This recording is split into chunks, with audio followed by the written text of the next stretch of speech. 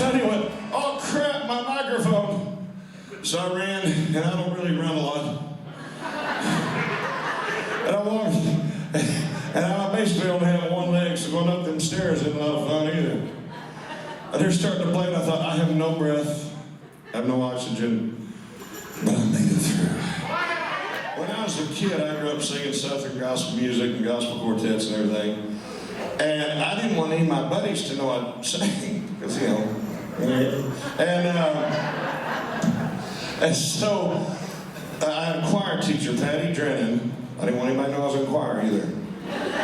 And she taught me in this talent contest. And I've been singing since I was about 10. I might have been 12 when this happened. And she said, you need to enter it and sing. And it was for the school. I was like, you're out of your freaking mind. I was singing in front of my buddies. And so she goes, well, we'll do some country, I'll pick a couple of country songs, or I said, okay. And the first song I wanted to sing, swear to God, Mickey Gilley, it's a headache tomorrow and a heartache tonight. So here's a little bit I know. And she goes, yeah, maybe we'll go for something a little different. Even though that song talks about booze and pills. But so that was the first non-gospel song I ever sang in public, and I got a standing ovation. And a bunch of them were girls in my class. And I went, well, this might be fun. That song, Mac Davis, we were lucky enough to have him a couple of times at Graceland for conversations. And in preparation for the interview, I try to be very professional and do my research. I called up Jeff and I go, we're going to talk to Mac Davis! Because he had been kind of out of public eye for a while. You know, I hadn't seen him in a while. In the 60s and 70s, Songwriters started out, got his first job in music with Nancy Sinatra, worked for the Boots Company, her publishing company, and wrote some songs. Elvis heard them and said, I want to do them. We're going to have some of those as we talk about it.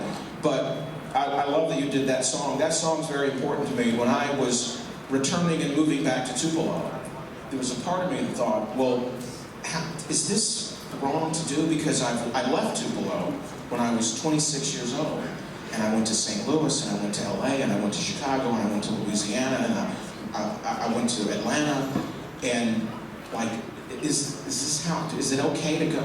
And I thought of that song. Yeah. And you figure out what's important. Yeah. And the lyrics of that song, I wrote them down. It's like, happiness is, you know, it was, he's very big in the circle songs. That's like a writing thing, isn't it? Because in the ghetto, it's kind of that kind of thing. But that song, happiness is rearview mirror, and now happiness is nearer and nearer. When I moved to Nashville, I had a U-Haul, and I've been in Nashville a bunch, and for some reason, when I knew I wasn't going to be leaving, this true story is like I was on an acid trip or something. The buildings seemed to close in on top of me. I was going, where's all the cattle and bison, you know? And so I finally got to go back home in 2016, and it was the same feeling of this is where I belong, and you opened up a dog business, I get to play with puppies and sing Elvis. It's not a bad living. Doesn't pay much, but it's not a bad living. So why don't you bring on the act to do some of these Mac Davis songs? Well, tell us, I love the story you told about the house, or no, the Oh, at Mac's house. Mac lived just right outside of Franklin. Yeah, and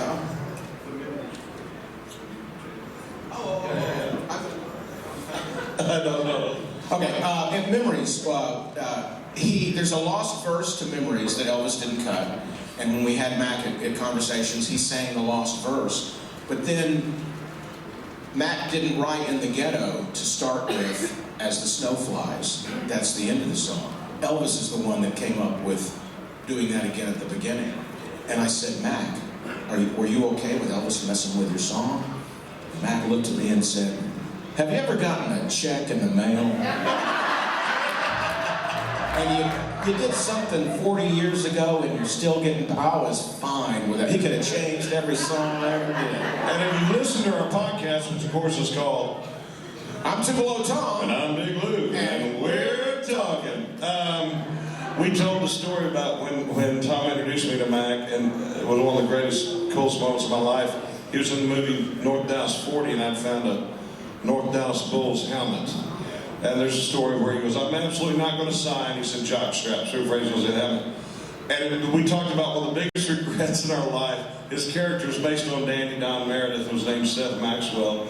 And he looked at the helmet. He couldn't believe I had it. And he looked at me and he goes, well, do you want me to sign it as Seth Maxwell? And he went into character, and I said, no, Maxwell. And I thought, no, I didn't have him sign it as Seth Maxwell, but anyway. Well, and really quickly, at Mac's house, he was a big co-writer. He loved to foster young songwriters, and he would invite them to his house. And he had a building out in back of his home, a writer's studio. And in that studio was just guitars and sound equipment.